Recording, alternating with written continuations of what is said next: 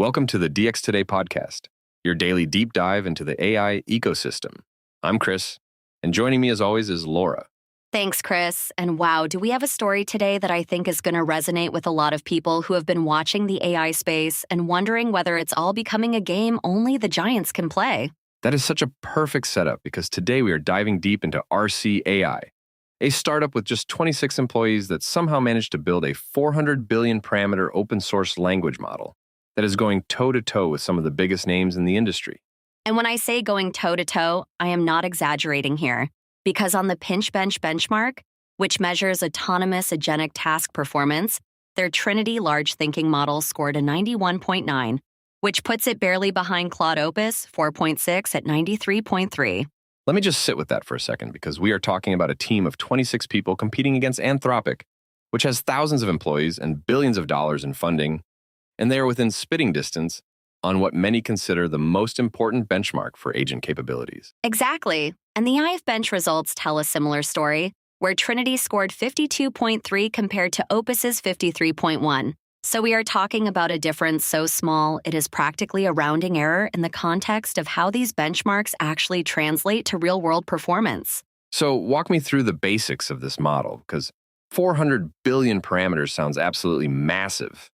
But I understand there is some clever architecture work going on under the hood that makes it more practical than that number suggests. Right, so Trinity Large uses what is called a sparse mixture of experts architecture, which means that while the total model has 400 billion parameters spread across 256 experts, only 4 experts are active for any given token, which means only about 13 billion parameters are actually computing at any one time. That is a really elegant approach because you get the knowledge depth of a massive model, but the inference cost is closer to what you would expect from something in the 10 to 15 billion parameter range, which is a sweet spot for practical deployment. Exactly, and that architectural choice is what makes the economics work. Because Arcee is offering API access to Trinity at just 90 cents per million output tokens, which is 96% cheaper than Claude Opus at $25 per million output tokens. 96% cheaper, and we are talking about a model that is scoring within a couple of percentage points on the key benchmarks. So the obvious question that every enterprise CTO is going to be asking right now is, what is the catch? What am I giving up? That is the billion-dollar question, pun intended. And the honest answer is that Trinity is not going to match Opus on every single task, especially the most complex multi-step reasoning chains. But for the vast majority of enterprise use cases involving tool use, agentic workflows, and structured output, it is genuinely competitive. Let us talk about how they actually built this thing, because the training story is almost as remarkable as the performance numbers, with the entire model being trained in just 33 days for a total cost of $20 million, which is a fraction of what the Frontier Labs are spending. They use 2,048 NVIDIA Blackwell B300 GPUs and pre-trained on 17 trillion tokens. And the key insight from CEO Mark McQuaid is that they were ruthlessly efficient with their compute budget, focusing on data quality over quantity and using training techniques that maximize the value of every GPU hour. And I think the Apache 2.0 licensing is worth highlighting because that is a meaningful distinction from how Meta handles Llama, which technically uses an open source adjacent license that has restrictions around commercial use for companies above a certain revenue threshold. That is a crucial point because Apache 2.0 is the gold standard for open source licensing. And it means any company of any size can download Trinity, fine-tune it, deploy it commercially, modify it however they want, and never owe Arcee a single dollar or need to ask permission. So from a strategic perspective, where does this leave the landscape? Because we have covered DeepSeek's open source efforts on this show before. And now we have a 26-person American startup doing something similar. So is the era of proprietary model dominance starting to crack? I think what we are seeing is the emergence of a 3-tier market where you have the frontier proprietary models like Opus and GPT-5 doing the absolute hardest tasks. Then you have this incredibly capable open source tier that handles 80 to 90% of enterprise workloads at a fraction of the cost. And then you have small specialized models for edge deployment. That is a framework I find really compelling. And it raises an interesting question about the business model, because if Arcee is giving away the model weights for free under Apache 2, how do they actually make money and sustain a team even as small as 26 people? They have a managed API service which generates revenue, and they also offer enterprise support contracts and custom fine-tuning services. But I think the bigger play here is that open source models are essentially a distribution strategy that builds brand and ecosystem lock-in through community adoption. That makes sense because if thousands of companies are building their products on top of Trinity, then Arcee becomes the natural choice for premium services around that model. And it is a playbook we have seen work before in the broader open source software world with companies like Red Hat. Exactly. And the fact that Trinity is specifically positioned as a US-made alternative to Chinese open source models like DeepSeek is doing some real work in the current geopolitical environment because there are a lot of enterprises and government contractors who want open source capabilities but are uncomfortable depending on models with Chinese provenance. That geopolitical angle is fascinating because it adds a whole new dimension to the open source AI competition. And I wonder if we are going to see more government support or incentives for domestic open source AI efforts as part of the broader tech sovereignty conversation. I would not be surprised at all, especially given the current administration's focus on ensuring American leadership in AI.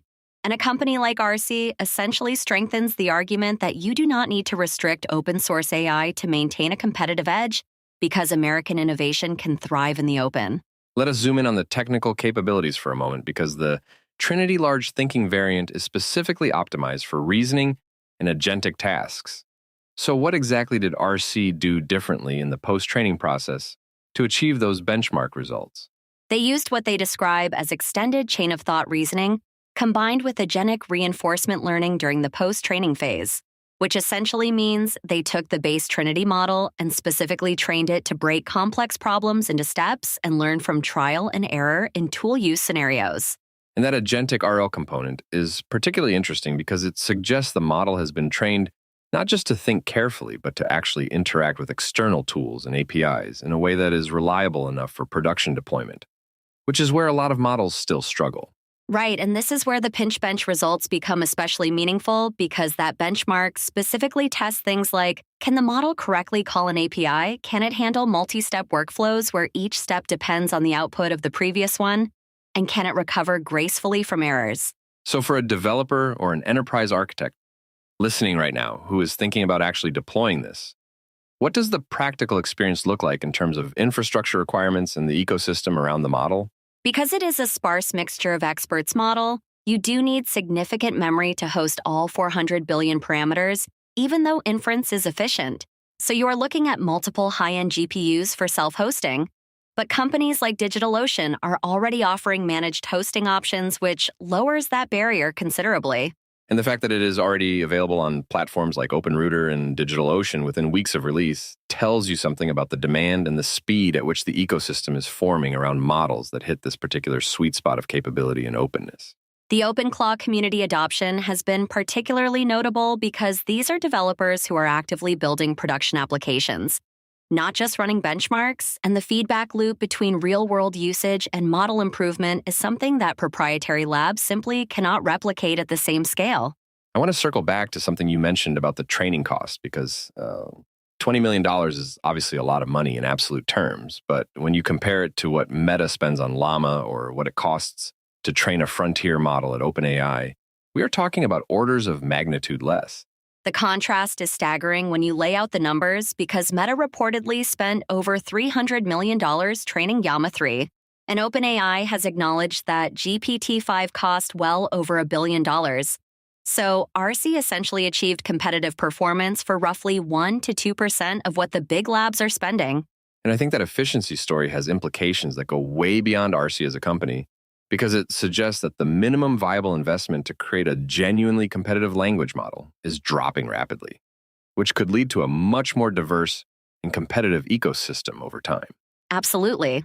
And the mixture of experts architecture is a big part of why that is possible, because you get parameter efficiency that simply was not achievable with dense transformer architectures. And as the tooling around MOE training continues to mature, I expect we will see even more cost-efficient models emerge. Let me play devil's advocate for a moment, though, because there are legitimate concerns about the proliferation of powerful open source models, particularly around safety and misuse. So how does Arcee address those concerns with something as capable as Trinity? That is a fair question and one the open source AI community has been grappling with intensely. And Arcee's position is that transparency is actually a safety advantage because when the weights are open, independent researchers can audit the model for biases and vulnerabilities in ways that are impossible with closed models. I find that argument compelling in principle, but I also understand the counter-argument that open weights mean anyone can strip out safety guardrails. So it is really a question of whether you think the benefits of transparency outweigh the risks of unrestricted access to powerful capabilities. And I think the practical reality is that the genie is already out of the bottle with models like DeepSeek and Llama already widely available. So the question is not whether powerful open source models will exist, but rather whether the United States will have competitive domestic offerings. And Arcee is answering that question with a resounding yes. That is a great point, and it actually ties into the broader narrative around American competitiveness in AI, because for a while it seemed like the open source frontier was being defined primarily by Meta on one hand and Chinese labs on the other, with American startups largely focused on proprietary approaches. Arcee is breaking that pattern in a really meaningful way, and I think it sends a powerful signal to the investment community that you do not need billions of dollars and thousands of engineers to build something genuinely world-class in the open source AI space if you have the right architecture choices and technical talent. Looking ahead, what do you think the next 12 months look like for Arcee specifically and for the broader open source model ecosystem in general, especially with Meta reportedly rethinking its own open source strategy under Alexander Wang? I think we are entering what might be the most exciting period in open source AI history, because you have Meta potentially pulling back toward a hybrid open-closed approach at exactly the moment when companies like Arcee are proving that pure open source under Apache 2 can be competitive at the frontier level. And that creates a fascinating dynamic where the open source community might actually benefit from Meta becoming less open because it creates market demand for truly open alternatives, which is exactly the niche that Arcee and similar startups are positioned to fill. I could not agree more, and I think the enterprise market in particular is going to reward companies that offer genuine Apache 2 openness combined with competitive performance, because enterprises have learned the hard way what happens when you build critical infrastructure on top of platforms whose licensing terms can change at any time. That is such an important insight for anyone making architectural decisions right now, because the licensing stability of Apache 2 is almost as valuable as the technical capabilities of the model itself when you are building something that needs to run reliably for years. And with Arcee already planning follow-up models and the community contributing improvements through the open source process, I think Trinity is going to get even more competitive over the next few months, which should keep the pressure on the proprietary labs to justify their premium pricing. Well, Laura, I feel like we have really covered this story from every angle. And the bottom line for me is that Arcee represents something that the AI industry desperately needs, which is proof that innovation and competition can come from unexpected places at unexpected scales. Absolutely. And whether you are a developer looking for a cost-effective model, an enterprise architect evaluating your options, or just someone who cares about the future of open source technology, Arcee and Trinity Large Thinking deserve your attention, because this is the kind of story that reshapes how we think about what is possible. That's all for today's episode of the DX Today podcast. Thanks so much for joining us for this deep dive into the Arcee story, and we will see you next time right here.